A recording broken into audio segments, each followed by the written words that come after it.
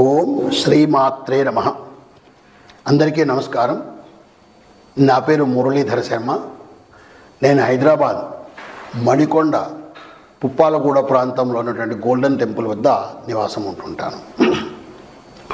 ఈరోజు మనము 2025వ సంవత్సరంలో, అంటే ఈ క్యాలెండర్ మనకు జనవరి 1వ తారీఖు వస్తుంది కదా, ఈ సందర్భంగా 2025వ సంవత్సరంలో గోచార రీత్యా ఏ రాశి వారికి ఎలాంటి ఫలితాలు ఉంటాయంటే జనవరి నుంచి డిసెంబర్ వరకు సుమారుగా ఈ టైంలో వచ్చేటువంటి ఈ కాలానికి ఎలాంటి ఫలితాలు ఉంటాయి అనేది జాతకరీత్యా గోచార రీత్యా చెప్పే ప్రయత్నం చేస్తాను.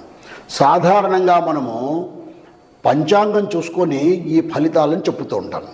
అయితే ప్రస్తుతం ఉన్నటువంటి ఈ సమాజంలో పంచాంగం అంటే ఏమిటి, అది ఎలా చూసుకోవాలి, దానిలో ఫలితాలు ఎలా తెలుసుకోవాలి అనేటువంటిది ఈనాటి యువతకు తెలిసే అవకాశం బాగా తగ్గిపోయింది. వాళ్ళు క్యాలెండర్ మీద ఆధారపడి ఉంటున్నారు. కాబట్టి ఆ క్యాలెండర్ ఆధారంగా, అంటే ఈ జనవరి నుంచి డిసెంబర్ వరకు ఎలాంటి ఫలితాలు ఉంటాయో చెప్పే ప్రయత్నం చేస్తాను. మనం ఈ జనవరి 1వ తారీఖును, అంటే 1/1/2025 అనేటువంటి ఈ తారీఖును మనము మన హిందూ క్యాలెండర్ అంటే పంచాంగంతో సరిచూసినట్టయితే పుష్యమాసంలో పుష్యశుద్ధ విద్య నాడు బుధవారం నాడు ఈ 1వ తారీఖు వస్తుంది. అంటే పుష్యమాసంలో శుక్లపక్షంలో విద్య నాడు బుధవారం నాడు ఈ 1వ తారీఖు, జనవరి 1వ తారీఖు వస్తుంది. ఆ రోజు ఉత్తరాషాఢ నక్షత్రం ఉంది. ఆ విధంగా ఆ తిథి నాడు వస్తుంది. ఈ 25 అనేటువంటి ఇది చూసినట్టయితే మనము క్రోధినామ సంవత్సరంలో కొంతకాలము, విశ్వావసునామ సంవత్సరంలో కొంతకాలము, 2 తెలుగు సంవత్సరాలతో కలుసుకొని ఉంటుంది. ఈ జనవరి 1వ తారీఖు నాడు, జనవరి 1, 2025 నాడు కాస్త గ్రహస్థితి ఏ విధంగా ఉందో కూడా మనం తెలుసుకునే ప్రయత్నం చేద్దాం. దానివల్ల మనకు అసలు మనం గోచారం ఎలా తెలుసుకోవాలన్నది అర్థమవుతుంది. లగ్నము ధనుర్లగ్నంలో ఆనాడు సూర్యోదయం అవుతోంది. అంటే రవి ధనుర్లగ్నంలో అగ్ని రాశిలో ఉంటున్నారు ఆయన. ఆ తర్వాత రవి చెప్పాను కదా, రవి కూడా ధనుస్సులోనే ఉన్నాడు. చంద్రుడు మకర లగ్నంలో ఉన్నాడు. కుజుడు వక్రస్థితిలో కర్కాటక రాశిలో ఉన్నాడు. బుధుడు వృశ్చిక రాశిలో, గురువు వృషభ రాశిలో, శుక్రుడు కుంభరాశిలో, శని కూడా కుంభరాశిలోనే స్వక్షేత్రంలో ఉన్నాడు. రాహువు మీనరాశిలో, అలాగే కేతువు కన్యారాశిలో ఉన్నాడు. ఈ విధంగా 2025 జనవరి 1 నాడు గ్రహస్థితి ఉంటుంది. సూర్యోదయం అవుతున్నటువంటిది ధనుర్లగ్నంలో అవుతుంది. ధనుర్లగ్నము శుభలగ్నము కాబట్టి 2025 సంవత్సరం కూడా శుభంగా ఉంటుందని ఆశిద్దాము.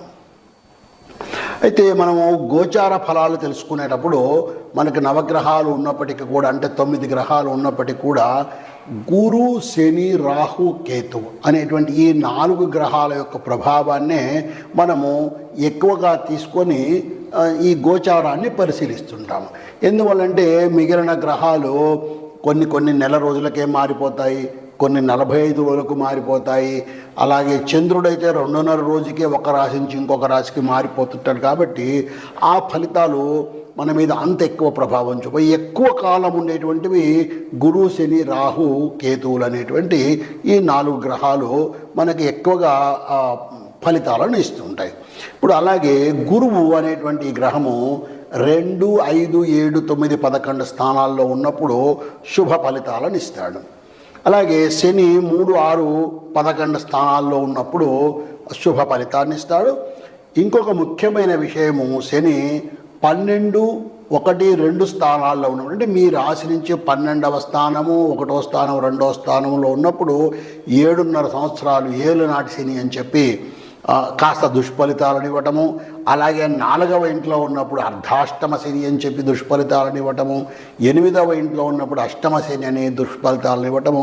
అంటే మనకు ఉన్నటువంటి ఈ 12 స్థానాల్లో కేవలం 3, 6, 11 స్థానాల్లో ఉన్నప్పుడు మాత్రమే శని శుభ ఫలితాలను ఇస్తుంటాడు. అలాగే రాహుకేతువులు కూడా 3, 6, 10, 11 స్థానాల్లో ఉన్నప్పుడు మాత్రమే శుభ ఫలితాలను ఇస్తారు. ఈ విధంగా మనకు ఏ ఏ గ్రహాలు ఏ ఏ స్థానాల్లో ఉన్నప్పుడు ఫలితాలను శుభ ఫలితాలను ఇస్తారో తెలుసుకున్నాం. అలాగే ఇప్పుడు ఈ గురువు శని రాహు కేతు అనేటువంటి వాటిలో వేటిని ప్రభావం చేస్తారో మన జీవితంలో అన్నది తెలుసుకుంటే, గురువు చదువు, ధనము, జ్ఞానము, వివాహము, భక్తి, సంపద, సంతానము ఇలాంటి వాటిని గురువు ప్రభావితం చేస్తాడు. అలాగే శని న్యాయము, అన్యాయము, పనిచేసే లక్షణము, మానసికమైనటువంటి ఒత్తిడి, కర్మఫలము, ఆరోగ్యము, ఆయుష్ అనేటువంటి వాటిని శని ప్రభావం చేస్తాడు. ఇక రాహును మనం పరిశీలించినట్టయితే మనకు భ్రమలు కల్పించడము, మానసికమైనటువంటి ఒత్తిడిని కల్పించడము, ఇలాంటివి మన ఆరోగ్యాల మీద, ప్రత్యేకించి మానసిక ఆరోగ్యం మీద ఎక్కువ ప్రభావాన్ని రాహువు చేస్తుంటాడు. అలాగే కేతువు మన జ్ఞానాన్ని, మేధస్సును, భక్తి మార్గాన్ని కూడా కేతువు ప్రోత్సహిస్తూ ఉంటాడు, కేతువు సరిచూస్తూ ఉంటాడు. ఈ విధంగా ఒక్కొక్క గ్రహము కొన్ని కారకత్వాలను కలిగి పనిచేస్తూ ఉంటుంది. ఇక మనము గోచార రీత్యా అన్నాం కదా, నేను మీకు కాసేపు ముందు ఏ స్థానాల్లో ఏ ఏ గ్రహాలు ఉన్నాయని చెప్పాను కదా. అయితే ఈ గ్రహాలు కాస్త మారుతూ ఉంటాయని కూడా చెప్పాను. ఉదాహరణకు గురువు 14 మే నాడు వృషభ రాశి నుంచి మిథున రాశికి మారుతాడు.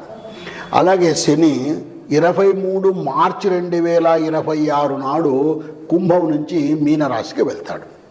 ఇక రాహువు మే 20వ తారీఖున మీనం నుంచి కుంభానికి వస్తాడు. వీళ్ళు వక్ర గ్రహాలు, రాహుకేతువులు వక్ర స్థితిలో ప్రయాణం చేస్తూ ఉంటారు.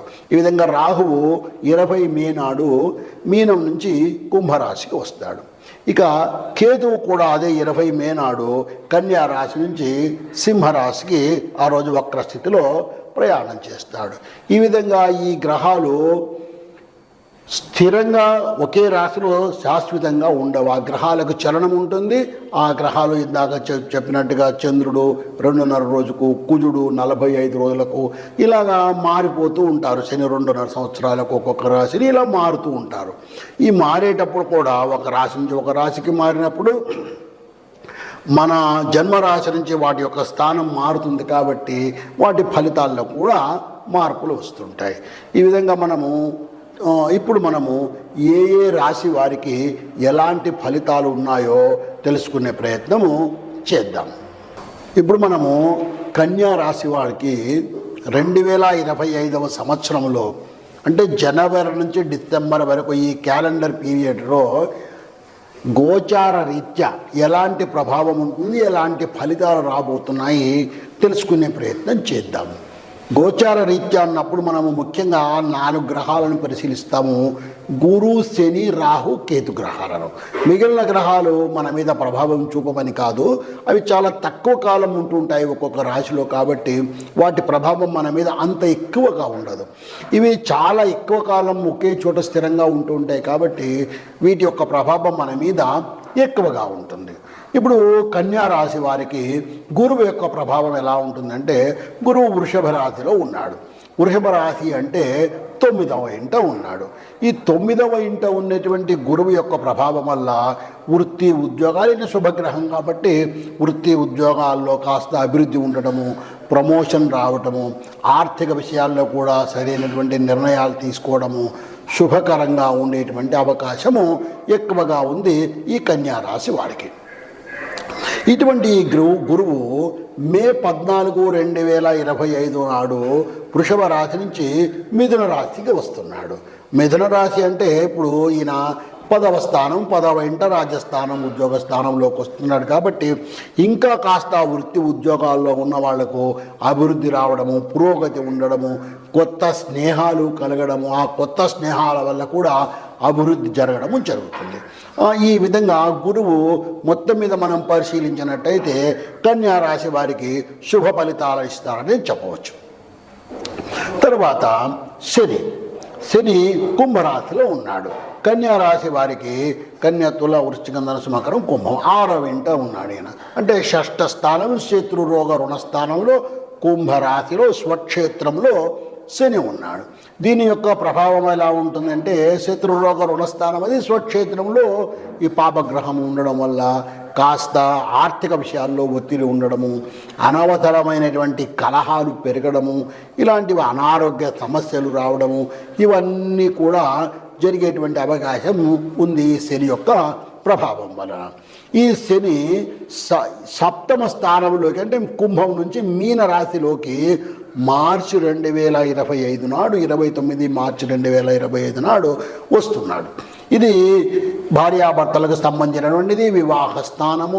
అలాంటి స్థానములోకి ఈ శని ప్రవేశించడం వల్ల కాస్త భార్యాభర్తల మధ్యన ఇబ్బందులు రావడము, అలాగే పార్ట్నర్స్ మధ్యన ఇబ్బందులు రావడము, ఇలాంటివన్నీ కూడా ఈ శని యొక్క ప్రభావం వల్ల జరిగే అవకాశం ఉంది. మరి ఇప్పుడు వీళ్ళు ఏం చేయాలి? గురువు బాగానే ఉన్నాడు, మంచిది, సంతోషం. కన్యా రాశి వాళ్ళకి ఈ శని యొక్క ప్రభావం అటు 6వ ఇంట్లో ఉండడం వల్ల ఇబ్బందే ఉంది, 7వ ఇంట్లో ఉండడం వల్ల ఇబ్బందే ఉంది.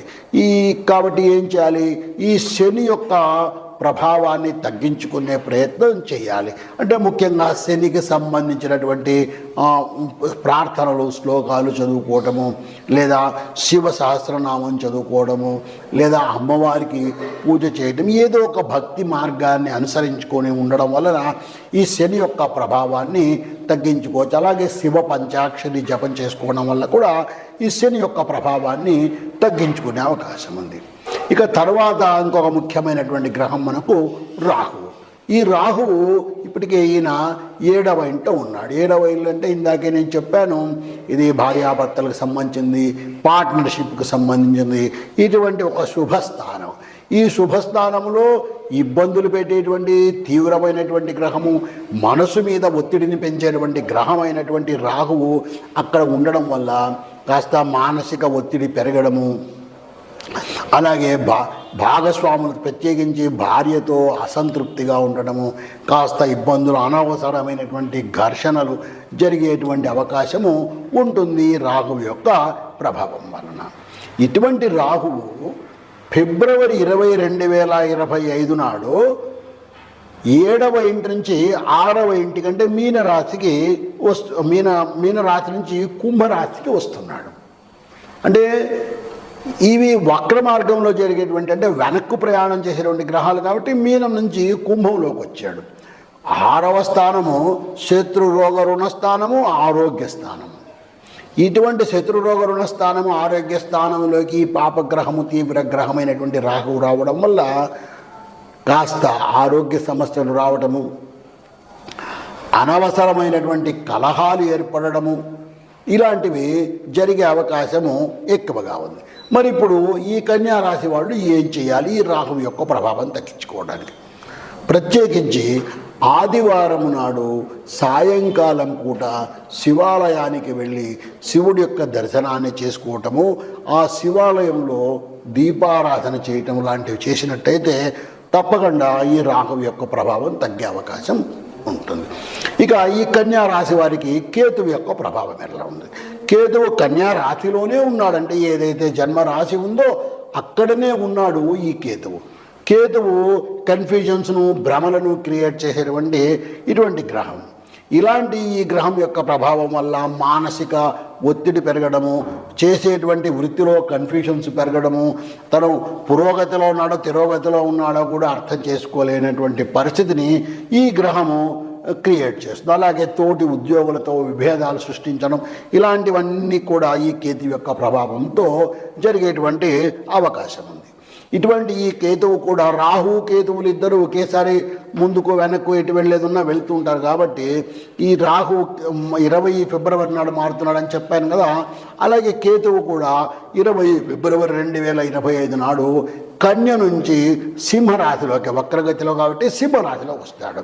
అంటే సింహరాశిలో అంటే 12వ స్థానంలో వ్యయస్థానంలోకి వస్తున్నాడు. ఉన్నవాడు జన్మరాశిలో ఉన్నవాడు కాస్త వ్యయస్థానంలోకి రావడం వల్ల ఈ కేతువు ఈయన యొక్క ప్రభావం వలన మానసిక ఆందోళన, తోటి ఉద్యోగులతో ఇబ్బందులు, ఆర్థిక వ్యవహారాల మీద ప్రత్యేకించి ఆరోగ్యం మీద కూడా శ్రద్ధ పెట్టడము అవసరం. ఎందుకంటే 12వ స్థానము ఆరోగ్యాన్ని, ఆయుష్ను కూడా సూచించేటువంటి స్థానము, అక్కడ ఈ కేతువు యొక్క ప్రభావం ఉంటుంది కాబట్టి కాస్త ఆరోగ్యం మీద కూడా ఈ కన్యా రాశి వాళ్ళు జాగ్రత్తలు పెట్టుకోవాలి.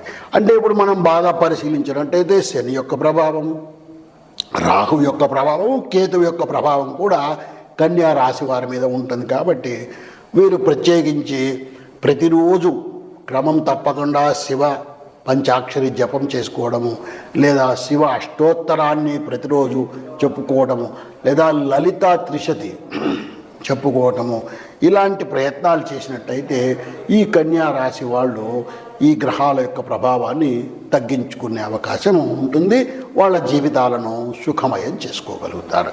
ఓం శ్రీమాత్రే నమః.